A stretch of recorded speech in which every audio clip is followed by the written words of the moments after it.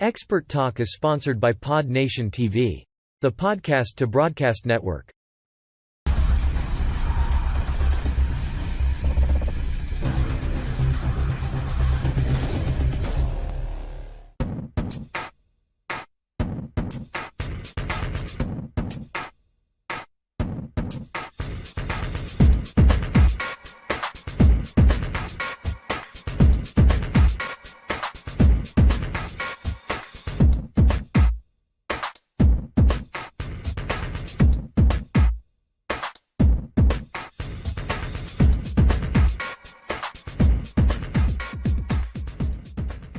Hey everybody, welcome to the show. You know where you are, Expert Talk with me, Tigo. And you know I get excited about entrepreneurs. You know I get excited because I get to bring experts from all over the world to share their message and show you their trailblazing story. But today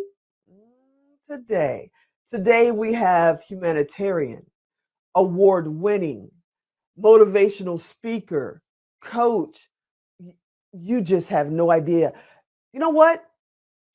I'll be right back.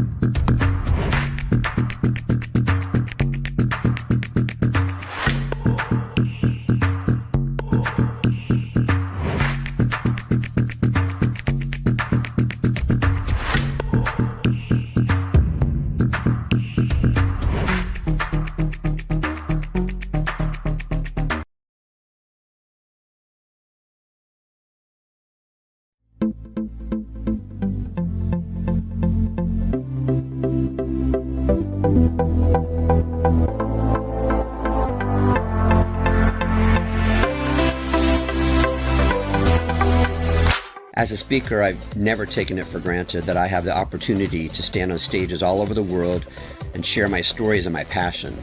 For me, the best teachers and mentors are storytellers. I love telling not only my stories, but the stories of my mentors and my teachers. I think I'd be a better spokesperson for Paul Mitchell. I mean, really. This feels like a basketball. What can I say? The ball head, man. Many people have said that they think it's almost silly that someone had to write a book on the topic of being nice. But in today's world, I don't believe there's a more important message than this one. I heard it once said that hairdressers and other beauty professionals go to work every single day with the intention of having fun. Now that's the culture I want to be a part of, which is why I love being the co-founder and dean of Paul Mitchell Schools. I'm not a big reader, but I've always been attracted to successful people and their stories. So the way I've always gained that knowledge was to ask questions from my mentors and heroes. Once I decided to add a microphone to the equation, Masters was born so everyone could hear their answers. Because of my upbringing with my wonderful parents, giving back, raising money, and making a difference has always been just as important as putting money into my own pocket. We all have power and influence, and I want to be part of those attractive people who use that influence to give back.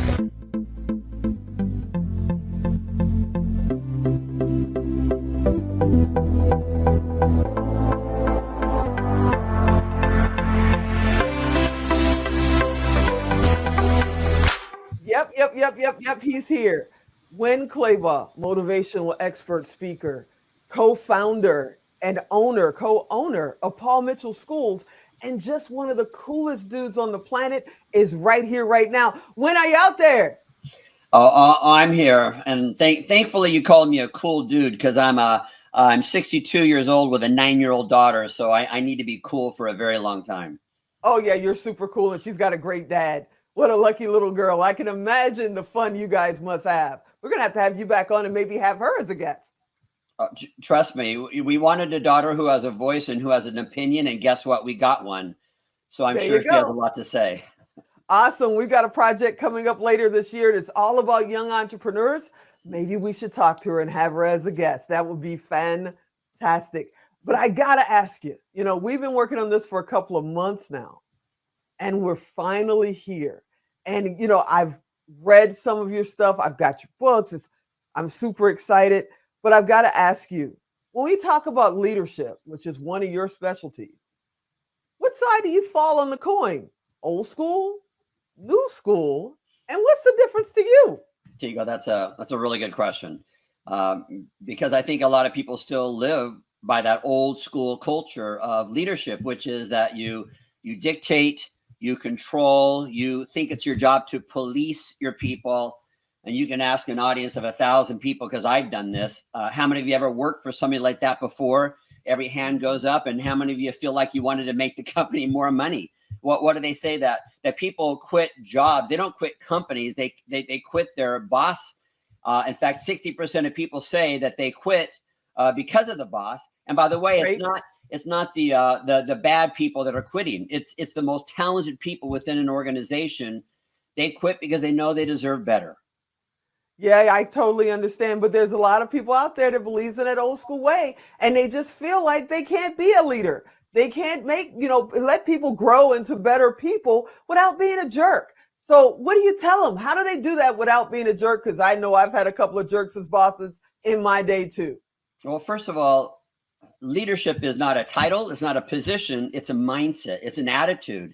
And one of my definitions of leadership is someone who has influence over another human being. And by that definition, all of us are leaders. And so when I talk to people about becoming a better leader, the path that I'm on to improve my own leadership skills and the own qualities that I have, it's all about having that wonderful positive influence. Because if you imagine that if you have 10 employees, you're not just having influence over those 10 people that you work with. Well, those 10 people, they go home and they have spouses, right. They have family members. What if there's 5 people in their family times 10 people? That means that you're impacting. If you show up with that old style of leadership where you are a jerk, where you think it's your job just to police and demean people, you're not just impacting those 10 people that you work with, it's those family members as well. And that's a lot of responsibility that's on us. So let's talk about that, because a lot of the people that watch our show, they're entrepreneurs, and some of them, this is their second career. This is their third career. And all of us hear from motivational speakers. We hear it on television. We go to events and they say, surround yourself with the right people, get around the right mindset. How do you do that? How do you even know if you have the right people? Maybe you think you're with the right people and they're absolutely not the right ones. First of all, however you define success, whether it's as a parent or as a human being or financially in business, I don't know one successful person who has achieved that success all on their own. You can watch any awards show, and when they call people to the stage to accept their award, what's the speech? Is the speech, I am winning this award tonight because I am brilliant? No, it's all about gratitude. I'm standing here because of this person and this person.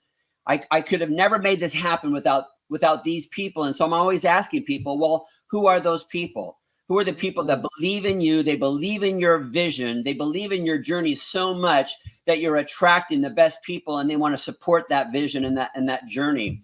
So collaboration is such a beautiful thing. And I think a lot of people are living by that old belief system that if you want something done right, you have to do it yourself. And to me, right. That is just like the stupidest advice that somebody could give you, because it's so small-minded to think that you have to do it yourself. Because collaboration, when you know how to bring out the best in other people, that's when you're going to soar. That's when you're limitless. Because if you are the most talented, smartest person working in your company, in your organization with your entrepreneurial idea, I feel sorry for you. I feel sorry for you because, again, you're very, very limited in what you're going to be able to accomplish. Now, you're a humanitarian. You're a very successful entrepreneur. You're a motivational speaker. I'm going to call you friend for the rest of my life now. But I've got to ask you, some people are struggling right now just to open one business, just to control their lives and balance their family life and their business life for one location. You've got 110 locations, which means you're either running around a lot or you have a really, really great staff and team. And how do you get that many people on a global scale like that to kind of get on the same page and flow as one? Again, a great question. One of my favorite movies is Field of Dreams. And the main line, the main message in that movie is build it and they will come. I truly believe that the most talented individuals, the smartest, most passionate, loyal, hardworking, integral people, they want to work with somebody who has those qualities as well. And so you have to be those things. Gandhi said, be the change. And so you have to be that type of person that somebody wants to follow. You will attract those people if that's where you come from in your heart.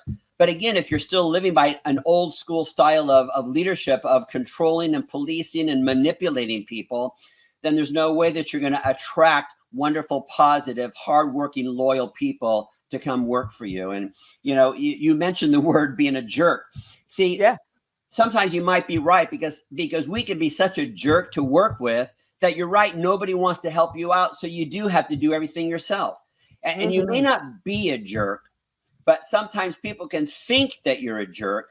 And I believe that we have to own people's perception of us. It's not enough that we're in a good mood every single day, which is very important as a leader. We set the tone, we set the attitude, we set the pace. It's not enough that we're in a good mood. If people don't know that we're in a good mood, and worse, they have the perception that we're in a bad mood, we have to own people's perception of us.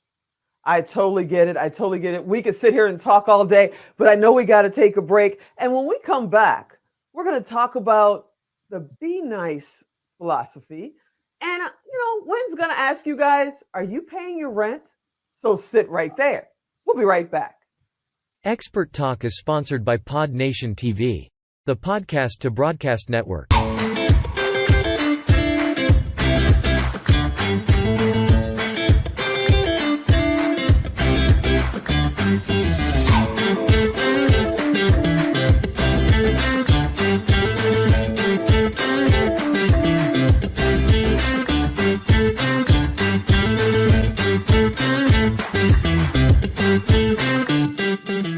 Now, see, when I was a little kid, my mom and dad, especially my dad, would tell me, you be nice out there.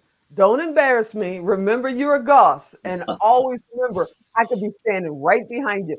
My dad's been gone for quite some years, but I still look over my shoulder when I get a little angry sometimes. Being nice is very important, but it's even more important in your business. Right, Winn? Isn't that funny why some people think, or they do believe that it's important to be nice in your relationships, to be nice in public, but then they don't think that has any place in the workplace.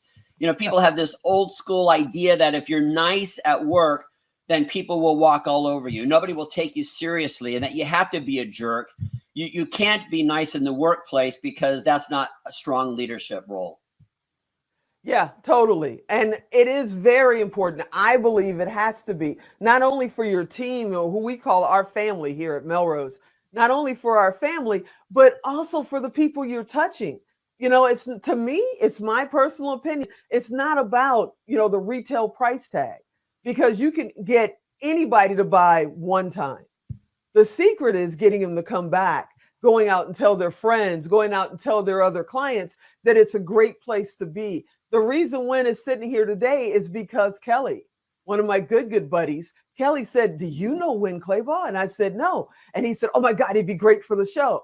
Well, if I wasn't being nice, if I didn't respect him, if he didn't love being on the show, he wouldn't have referred Winn to me. So yeah, I totally believe if you want to grow your business, you got to be nice, and you also got to pay your rent. Right, Winn? Oh my gosh, I'm so glad that you brought that up. Especially with the times that we're in right now, when consumers have a choice as to how they spend their money and where they spend their money. And of course, people spend their money, they use their mind, they use their mind to make that decision. But I also believe that people spend with their heart.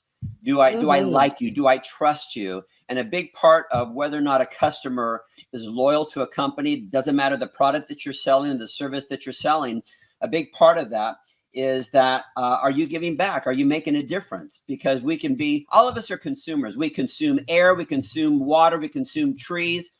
As businesses, we consume the paychecks of our customers who come into our facilities to spend their hard-earned money. Well, we also have to be contributors. And I think that you're making reference to that wonderful quote, that service is the rent that we pay for room on this planet. We're all taking up space. We have to pay rent. Yes, and it means way past the holiday season when you donate an extra $5 to your favorite charity. It's way past that. It's great that we do that in December during the holidays, but guess what? There are people in the line at soup kitchens in February. And then in March, what are you going to do in March? Because that's Women's History Month, right? And then we have Sex Trafficking Awareness Month. And then we have, meaning there's always opportunities for us to be a contributor to our communities in so many different ways. And consumers will make that decision. In fact, 85% of consumers will choose to decide whether or not they're going to spend money with you based on whether or not you're putting money back out into the community rather than putting it only into your own pocket. Most definitely. And we're in Las Vegas, so in the middle of July, it can be 118 degrees out there. And giving back, because we have a humongous, homeless population in Vegas. And giving back can mean them not dehydrating out there in that heat, trying to survive. So I totally understand what you're saying. I want to ask you, you're an amazing mentor. You've been on stages all over the world. People look up to you from all over the world.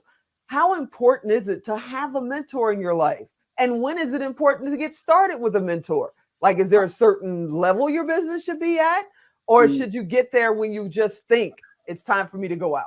That would be yesterday. Yesterday is when you needed to have that mentor in place. I'm not a big reader. I never went to college, not one day of college, and I barely graduated from high school. Apparently, they want you to show up. I told them I was busy. So how I've always gained my knowledge and my experience as a business leader, or just as a human being, as a dad, is by asking people questions. And I call those people mentors. The people that I want to learn from are people who have had a bit of success in that area of life that I'm trying to have my own personal growth. So if it's about making money, being an entrepreneur, of course, I'm going to try to find successful business owners and entrepreneurs. I humble myself enough to become that student, and I ask people a lot of questions. And whether that's applies to being a better parent, you want to find people who are successful in that role as parents, and you humble yourself enough to become a student to those people as well. But yeah, and nowadays the opportunity, what's available through podcasts, through a show like yours, Tigo, the opportunities that are available to us right now to find wonderful, incredible mentors who have that passion for giving back and making a difference. Those opportunities are everywhere. You got to open yourself up and humble yourself enough to bring on lots and lots of mentors in all those areas of your life where you're looking for growth. So I've got to ask you, it seems like you jump out of bed and you're 100% on. I'm a humongous Zig Ziglar fan. He said, be up all the time and on when you need to be, or be on all the time and up when you need to be. What has anything ever held you back? Have you ever had a fear that stopped you in your tracks? Wow, you ask good questions. My energy, I don't even mind sharing with you that even my level of happiness does not come naturally to me. To some people, happiness and good energy comes naturally to them. To me, my whole life, even to this day, it never has. And so I've learned, again, through mentors, I've learned through being a good dad of what it takes for me to, first of all, just to be happy, because that's the greatest gift that we give to other people. Is our own self-esteem, is a gift that we give to the planet, but also just to have really good energy. Again, at 62 years old, my daughter needs a dad who is ready to go and ready to keep up with her. I'm proud to say that I've been the room parent for her classroom every single day, every single year from pre-K up until now 4th grade. Wow. Oh, by the way, out of all the room parents in the school, I'm the only dad. It's me and a bunch of moms, which makes me want to start drinking again, by the way. I'll just tell you. Yeah, I can remember my dad went to one event, and the event he went to was because he forgot his house keys and he couldn't get in the house. So he had to come to the school And, and my teacher got him and said, well, while you're here, let's go. That was the only event he went to. So I'm not surprised. And before I let you out of the hot seat, I do not want Miss Young Claybaugh to say anything to me about why I didn't ask this question. I've got to ask, how did being a dad change your life? Oh gosh. How many hours do you have? Oh, we got to The main thing is to be present, because I'll tell you, it was during the lockdown, at the beginning of the lockdown. Now, it used to be that I went off to work, my daughter went off to school. So me going off to work is when I would get my work done. Well, now we're all there together in the house. So Right. I've got to work, right, while she's doing distance learning at school. And so I'm on my phone a lot. She didn't used to see me on my phone a lot because she was gone at school. Right. And she said to me, she said at one time, she said, Daddy, you love your phone more than you love me. Ooh. And now again, I know could that took the respond and wind say, out of well, you. sweetheart, you don't understand. You don't get it. Daddy has to work. We're on a lockdown. No, I needed to own her perception of me. Her perception was that Daddy cares more about his phone than he cares about me. And so I had to take that to heart. And I learned a valuable lesson, not just with my daughter, but how many times had my employees thought of that about me, that he cares more about his phone than he cares about me. And I need to own that perception. And so that's the one thing that I've learned.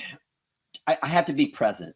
I've got to be present. And so all of us, I think, could do better to create better boundaries when it comes to the attention that we give to people, especially to our children, to our spouse, to the people that mean a lot to us. And especially also, again, message to those entrepreneurs out there. You're trying to attract wonderful, positive, loyal people to your company, to your organization, to your idea. You need to be present for them as well. Well, I can't think of a better place to stop this episode with you, because I hope you'll come back again and come back often. We just touched the surface. You're an amazing man. I want to thank you so much for coming on Expert Talk and spending a few minutes with me. You guys, you have no idea. Thank you so much, sir, for being on the show. Tigo, you're a sweetheart. Thank you so much for having me. Hey, everybody, as you saw behind him, go to winnclaybaugh.com. Go find out about his books. If he is out there virtually or in person doing events, get a ticket. You will not regret it. This man is amazing, and we're going to have him come back hopefully often, because there's so much more to learn. I hope you enjoyed this episode. I hope you come back next time. And as always, I'm Tigo. I'll talk to you next time.